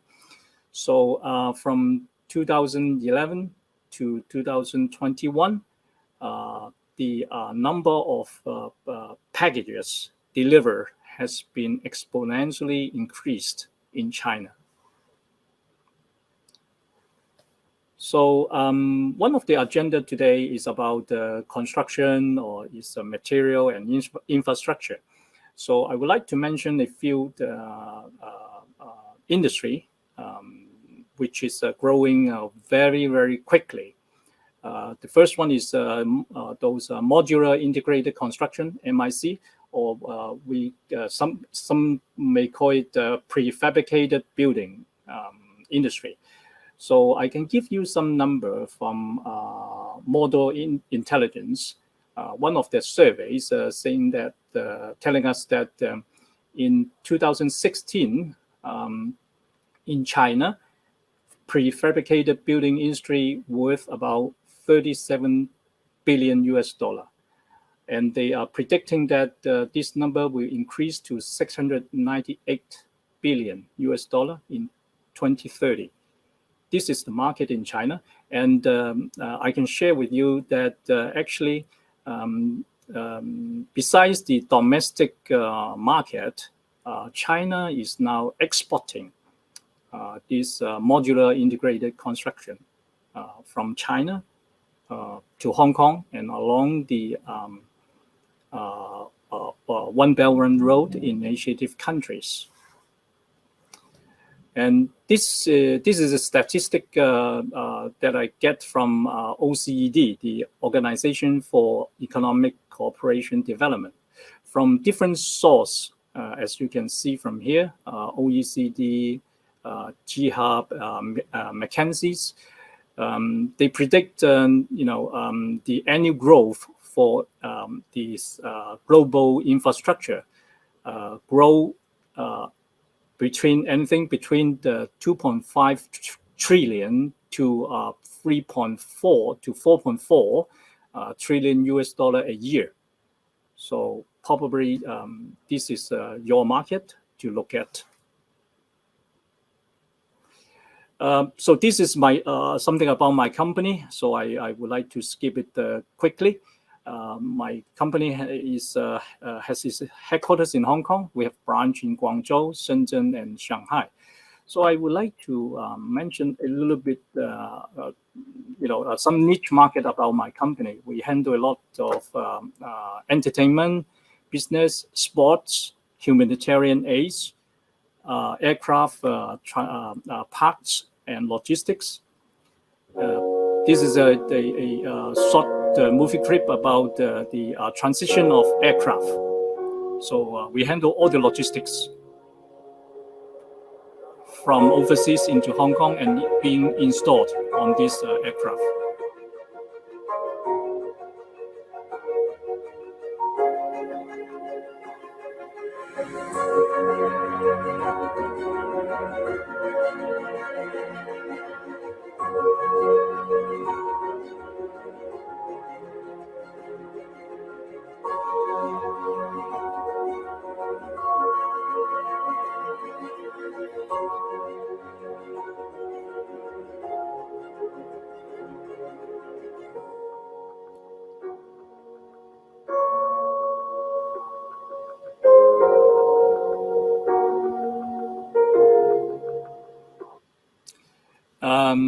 And the national carrier of Portugal is actually one of our customers in terms of aircraft logistics. So these are some of the parts that we have handled. Also ship spare parts, valuable fine arts, and we handle a lot of personal protection equipment, reagent test kits during the pandemic time, up to this moment as well. So I think I'm going to wrap up my presentation here, and this is our contact. And if you're interested to make a contact, please contact AEP or Market Access. So I stop my sharing now and hand back the time. Thank you. Thank you so much, Mr. Lang. It was a pleasure to have you, and thank you so much for all the important information on logistics in China. I'm sure it was very helpful. I will now pass the word to Ms. Liz In. Thank you so much for being here, Liz. Liz is from Tribe China, a digital communication agency based in Shanghai as well. She will give us some information about communication and marketing in China as well. Thank you, Liz. Thank you, Anna. Can everybody hear me okay? Great. So, hi, everyone. My name is Liz. I'm the founder of Tribe China. We are a B2B PR and marketing agency in Shanghai. I am glad to be invited here to share the topic on China marketing and communications. So as many of you, might be interested, China is definitely one of the most attractive markets in the world for many multinational businesses that include you. But it's also a market with a lot of complexity due to its, culture, business, and political environment. So today I want to share the 3 most important factors that we think every foreign B2B business come to China should know in terms of marketing and communications. So the first thing that we think, that foreign businesses should definitely know is understanding how the policy drives the business environment. So China is a very policy-driven market, and that is a different level from what other Western market is in terms of a policy-driven. So compared to the other markets where you can succeed with a good business model and market demands, China market is it's very driven by the government policies, from the common prosperity and high quality development to the technology self-reliance goal. B2B brands really need to understand the government's key agenda and get a grasp of the macro policy context to keep themselves relevant in this competitive market in terms of marketing and communications. And in addition, there's usually solid government support behind each policy and regulation. And one characteristic of the policy environment in China is that the speed of the policy deployment is incredibly fast, and the way it changes the business environment is very different from the West. To give you an example, last year, the Chinese government has issued a double reduction policy. It is focusing on reducing the pressure of the K-12 kids for the education, from the education sector, which drove many private educational institutions out of the market. What they do is they basically banned the profit large-scale education institution that provide after-school tutoring service without approved licenses. So suddenly overnight, a lot of private institutions have to shut down or pivot their businesses. So what's the indication for B2B marketers? You need to closely monitor the government regulations in China related to your industry, as well as the navigate the macro policy, and really be nimble and be able to make both business and marketing decisions fast. And second of all, try to tie your marketing strategy and communications to these macro policies, because it will benefit your business eventually. What specifically it does is that is that you will get the government support, which is very important for a lot of a lot of a foreign business to succeed. So this is the first important thing that I want to share. And the second factor in terms of a China marketing and communications is localization. There's almost no exception that all of the successful business in China have a fully localized brand, from their brand name to slogan to their website and content. This is because China's unique cultural background and language preferences require the business to really tailor their brand to meet the local appetite for content and language preferences.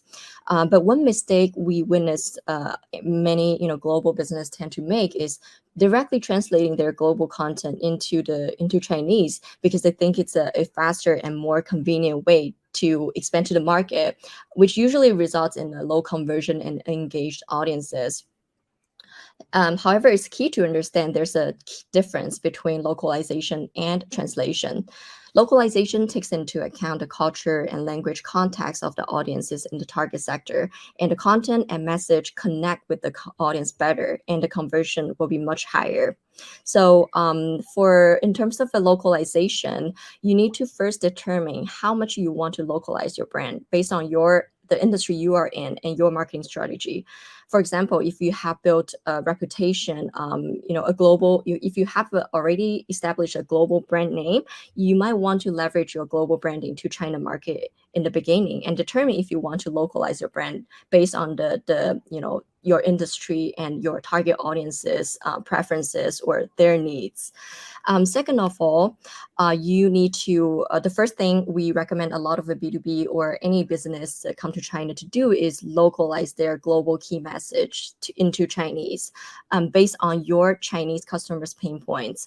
What your customer in the US or in other markets need might be completely different from what your Chinese customer want in China. So it's essential to invest in localizing your key message that are tailored to your Chinese target audiences. And last but not least, content is king in B2B marketing in China as well as it is in other Western markets. It's important to build your local content team or to work with an agency that's able to create a local content that will engage with your Chinese customer better. And the third important factors when it comes to China marketing and communications is every marketer need to understand China's unique digital landscape. China's digital landscape is fundamentally different from the West. For one thing, the digital ecosystem is primarily built on mobile versus on PC. And if you come to China, you will notice almost all of the media activities in China is consolidated on mobile devices, with consumers spending on average about 7 hours a day looking at their phones. That's approximately twice as much as Americans spend. So because of the mobile first digital ecosystem, China is also the first to adopt mobile trends such as short videos, mobile payments, and social e-commerce, and they're probably also the leader in this field globally. So it's very important to note that. China, because of this mobile first mindset or digital ecosystem, China has built its own set of social media and digital channels. And they are also, the first country probably blocked almost all the Western social media and search engines. So if you probably know that, a lot of channels like Facebook, Google, Twitter, and recently LinkedIn are not accessible in China unless you have a VPN. So it's all blocked by the Chinese Great Wall, as we used to refer it. Instead, China has built its own set of digital platforms such as Baidu. It is the equivalent to Google, and WeChat, Weibo, and Douyin. Douyin is the sister platform as TikTok. They all seem similar, but each platform has its own nuances. So it's crucial for Western marketers to understand how these Chinese digital channels work and use them to your advantage and to help you, engage your audiences and reach your audiences. In addition to that, it's also important to know that the users or the traffic on each social media platform don't flow easily or don't flow freely from one app to another, as in the West, due to China's unique competitive landscape. You probably know that it's a lot of the digital channels are controlled by the BAT, Baidu, Alibaba, and Tencent, and now probably ByteDance. Because China they are trying to lock the user as much as possible on their own platform, so they develop a lot of different functions. So usually you will see one app will fulfill a lot of different functions.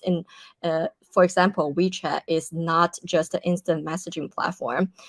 You might know that WeChat is a dominant social media platform in China, but it's more powerful than that, and it's actually a very good, very powerful marketing tool. It has consolidated basically all of the marketing functions a marketer need, such as search engine, social search engine, payment, news, e-commerce, chat, and word communications into this one single platform. So marketers can build a complete marketing funnel on this platform. And both B2B and B2C today use WeChat as their brand hub to reach, inform, and convert their customers. Its importance is like the brand's official website, and leaving it is like leaving your home without a key. So this is a very important channel that we cannot ignore. So what marketers need to do, after understanding this unique digital landscape is, first of all, you need to invest time and trying to understand how each digital platform works and localize your current marketing for now to fit this Chinese digital landscape. And second of all, go all in for social media with WeChat as your primary channel. And third of all, make sure your content is mobile friendly. Invest in content like short videos, live streams, social media posts, which are usually mobile, which are built for mobile. So these are the three major factors that we think foreign business need to know before they enter this market. But of course, there are much more nuances within each factor and many other things to consider, which we're not able to cover today. I could probably spend a whole day or a few days talking about this topic, but I think the best way to learn about it is probably by actually practicing it and through trials and errors. China market changes rapidly, and so it's important that you build your own local team or work with a trustworthy agency to execute your marketing strategy and trust their knowledge and insights about this market. At the same time, you need to also keep yourself educated so that you can collectively make informed decisions. This is my sharing today. If you're interested in more China-related market insights, feel free to follow Tribe China on our social media like LinkedIn. We share a lot of tips on China PR and marketing, or email me if you have any questions. Thank you. Thank you so much, Liz. It was a pleasure to have you, and thank you so much for all the information. It was very useful and very practical information on the market. I will now pass the word in Portuguese to Tânia Barros. Bom dia, Tânia. Muito obrigada por se juntar a nós. Iremos então abordar com a Tânia Barros, representante da feira de Munique, que nos irá apresentar as feiras Bauma China e FBC Fenestration Bau China. Muito obrigada, Tânia. Muito bom dia. Just a few words also to my speakers colleagues in English, because then later on I would like to go on in Portuguese, because my Portuguese is much better than my English. But it was very interesting to see the first presentation. I think this was a good start into the Chinese market. And I thank very much the opportunity to Marketeer and to IEP that I can share now some information about the trade fairs we have in Shanghai, and which will be a good starting point to get your business done in China. Thank you very much. And now I change to Portuguese, and I will start to share my screen and see if this presentation works. So, bom dia a todos. O meu nome é Tânia Muta Barros. Como já devem ter percebido, sou alemã de origem, mas já vivo há alguns anos aqui em Portugal. E estou aqui hoje na representação da Feira de Munique. O meu trabalho é levar as empresas portuguesas para as várias feiras que a Feira de Munique organiza, não só na Alemanha, como também noutros mercados. E hoje, obviamente, vamos falar de duas feiras que decorrem na China.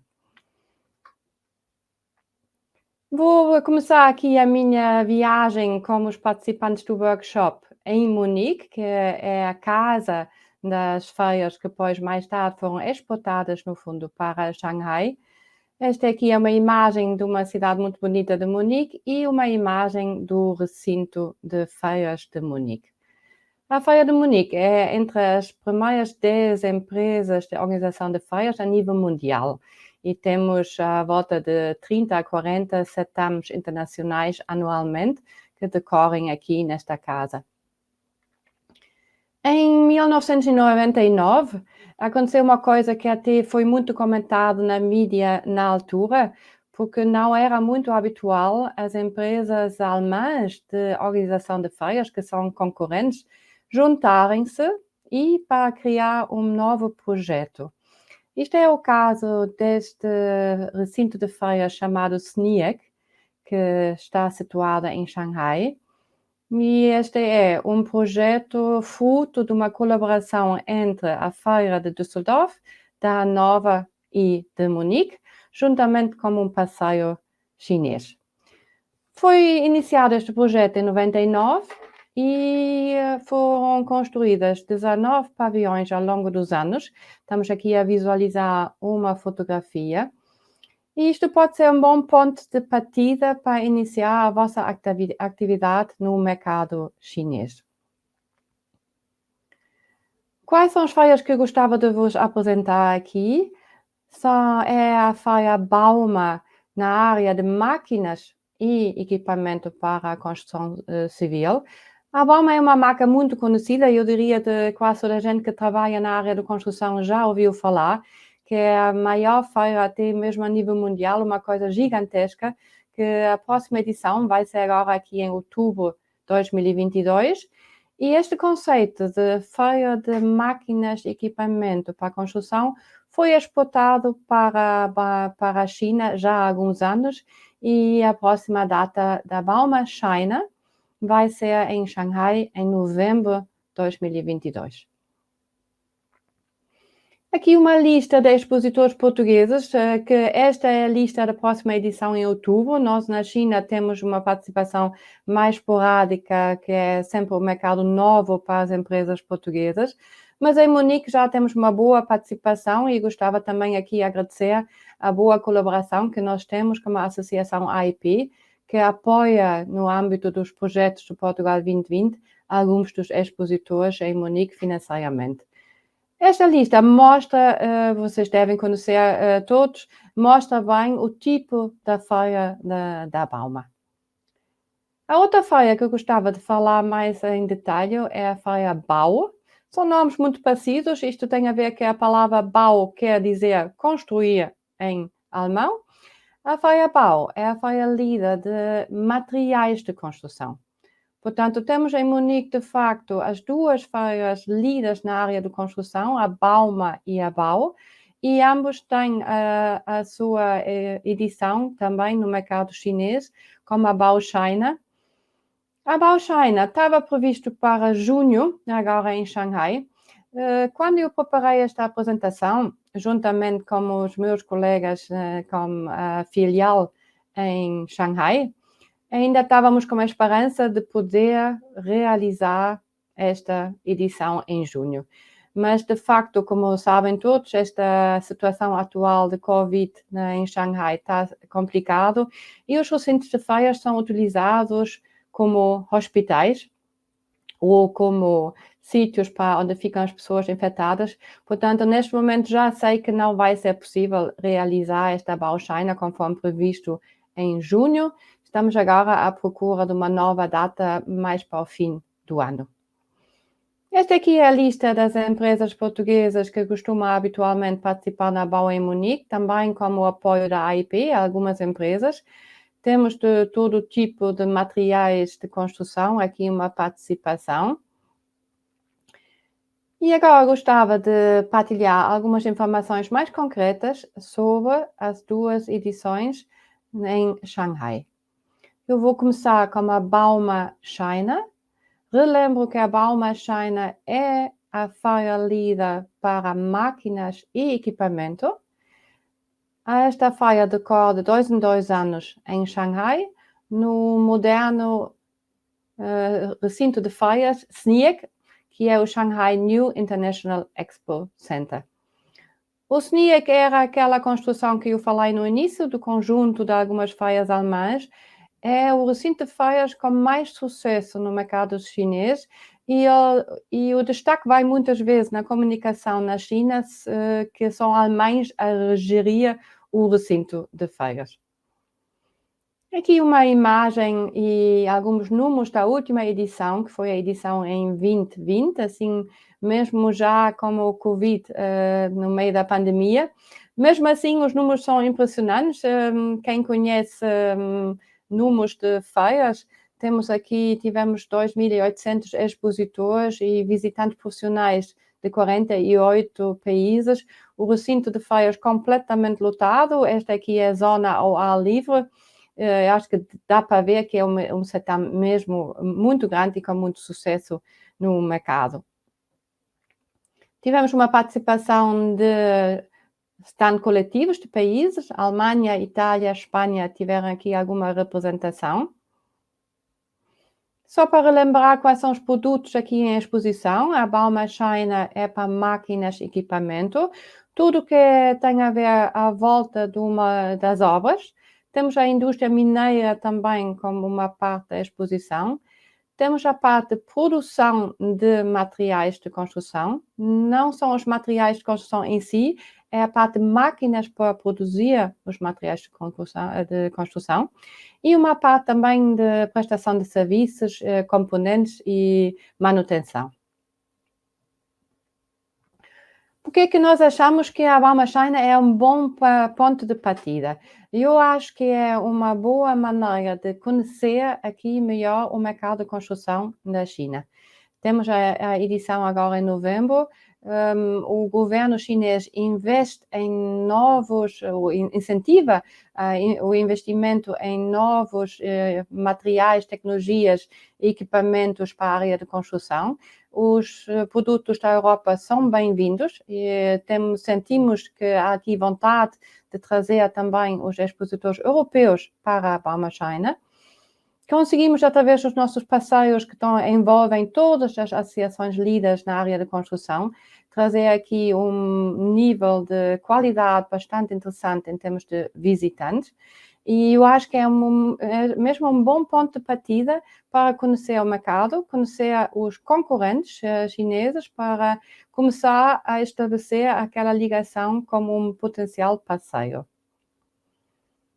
O recinto de feiras é um recinto muito moderno, SNIEC, temos aqui uma imagem. Vamos ocupar todos os pavilhões para a Bauma China em novembro. Este aqui é o layout dos pavilhões. Temos aqui, além dos pavilhões, que são estes aqui, temos uma área ao ar livre, que para a Bauma China é sempre muito importante para termos espaço, mostrar as gruas, os caterpillars, os equipamentos grandes que acontecem aqui no centro.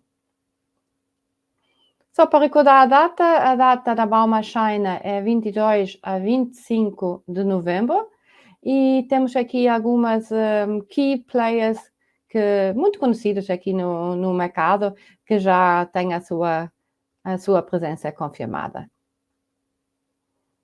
Agora gostava de entrar mais um bocado nos detalhes da Bau China. Recordo que a Bau China é a feira líder na região Ásia-Pacífico dos materiais. Agora entramos na parte dos materiais de construção. Estes números também são da última edição de 2020. Estamos aqui a falar de uma participação de 1.200 marcas. E em termos de visitantes, até tem um número muito elevado de visitantes, de 190 mil só profissionais. Estas feiras são sempre B2B, que é importante. O grande número de visitantes também tem a ver com o número de conferências que esta Bau China tem. Tivemos aqui 50 fóruns da indústria. Isto é também fruto de uma cooperação muito intensa com as associações de arquitetos, associações dos materiais de construção, associações dos comerciantes e distribuidores deste ramo, que fazem os seus eventos na altura da Bau China. Aqui uma imagem também do recinto de feiras. Em termos de materiais, temos um destaque para a área de janelas, portas, também alguns complementos como a parte de sombra, proteções para sombra, ou então alguns cortinados.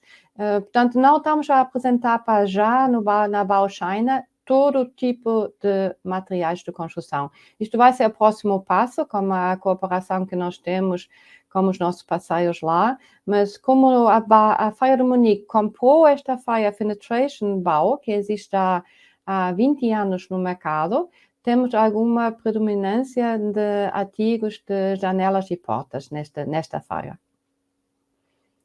Pronto, eu finalizo a minha apresentação com esta informação sobre as marcas que costumam estar presentes na Bau China, para terem também uma ideia que tipo de feira é que podem esperar. E partilho por último aqui os meus contactos. Como eu digo, eu estou aqui sediada aqui mesmo no Porto, estou a poucos quilómetros da AIP. O meu papel é mesmo dar apoio aos expositores e visitantes portugueses que estão interessados tanto em participar nas feiras na China ou também como nas feiras em Munique. Deixo aqui o meu contacto, temos o site mundifires.com, onde encontram também os meus contactos e estou disponível para qualquer dúvida que possa surgir. Muito obrigada pela vossa presença e estou aqui para qualquer dúvida. Muito obrigada, Tânia. Foi um prazer ouvi-la e receber estas informações sobre as feiras tão interessantes. Nós vamos agora passar à sessão de perguntas e respostas e aproveito já para colocar uma pergunta à Tânia. Tânia, falou-nos aqui um bocadinho da representação de entidades portuguesas já numa das feiras em Munique. Relativamente à BAU na China, já existe ou já existiram algumas representações de delegações portuguesas nesta feira ou é ainda um percurso a percorrer? Pronto, acho que temos aqui ainda margem para, de facto, colaborar mais no futuro. O meu feedback que eu tenho tido quando eu visito as empresas portuguesas e falo um bocadinho do network da Feira Bau, que nós temos um network assim a nível internacional, eu noto alguma timidez referente ao mercado chinês. Por isso é que eu acho que esta organização do workshop é muito importante, acho que a partilha de informação é importante. Nós já aprendemos aqui que é preciso algum tempo, paciência e encontrar o passeio ideal. Isto também é o feedback que eu tenho dos meus colegas da nossa filial em Xangai. É preciso alguma paciência e algum tempo e algum investimento. O que nós achamos que estas feiras, onde nós conseguimos, graças a Deus, agora fazer encontros novamente de cara a cara, são fundamentais para perceber a mecânica do mercado. Nós tivemos alguma participação já de empresas portuguesas, tanto na área de pedras preciosas, como também na área de janelas, que já fizeram a sua experiência na Bau China. E, de facto, nota-se que é preciso trabalhar muito bem o mercado. Portanto, eu até convido as empresas portuguesas para, num primeiro passo, eventualmente visitar a feira. Vocês vão encontrar, tanto na Bau China como na Bauma China, o mercado todo num local. E como é o evento líder daquela região, encontram mesmo tanto os key players, não só da Europa, mas também da China, e encontram os potenciais parceiros para estabelecer aqui uma relação de longa duração para conseguir entrar no mercado. Que não é fácil, conforme nós ouvimos já através das apresentações dos meus colegas antes. Muito obrigada, Tânia. Foi um prazer ouvi-la e muito obrigada aqui pela sua resposta. Concordamos e partilhamos o seu convite às empresas portuguesas, então, a fazerem esta visita às feiras. We will now pass the word actually to Mrs. Hazel Hu. We have a small question actually. If it's possible, I'm not sure if we still have Mrs. Hu. Yes, hello again. We have a question related to language and the importance of speaking Chinese in this sector. Actually, do you believe it is a major deal to speak in Chinese, or is it possible to pursue negotiations and entering the market? In English. Speaking the local language is very, very important. You have to keep in mind that, yes, at the national level, we have Chinese as the official language, be it from like the highest government officials to the local levels. A lot of your documents, a lot of your emails, your announcements, your partners' collaterals, banners, brandings, even the signages on the roads, it will be in Chinese. So, if you wanted to show that you are in China for China, make that commitment. The first step you should do really is to show interest in learning that Chinese language. Obviously, they don't expect you to, at the local level, they don't expect you to be fully fluent in Chinese. It's a rather difficult language to pick up. But having your documents in bilingual will always help you. It's easier for both sides. So you can obviously do your documents in English, but obviously think about how easy it is for the local authorities to look at your documents. So I would definitely say yes, it's very important to have that language skills, or at least hire a professional translator, which is a huge thing. A lot of companies work with professional translators to get all of their documents into Chinese.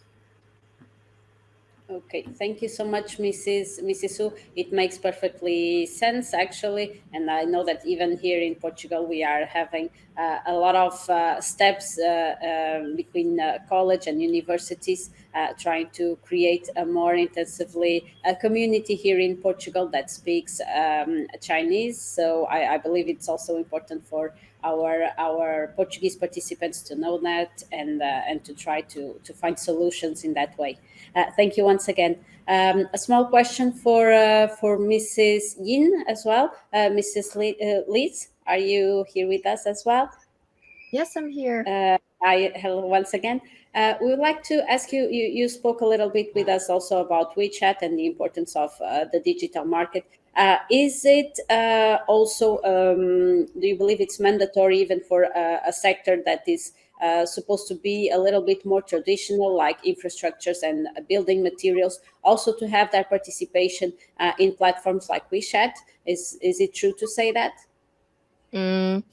I think it depends. The answer would be, I see a lot of bigger brands, bigger infrastructure, corporations. They, in order to have established brand image, they will have to have their Chinese WeChat, because that's just opened another door to reach their audiences, and why not?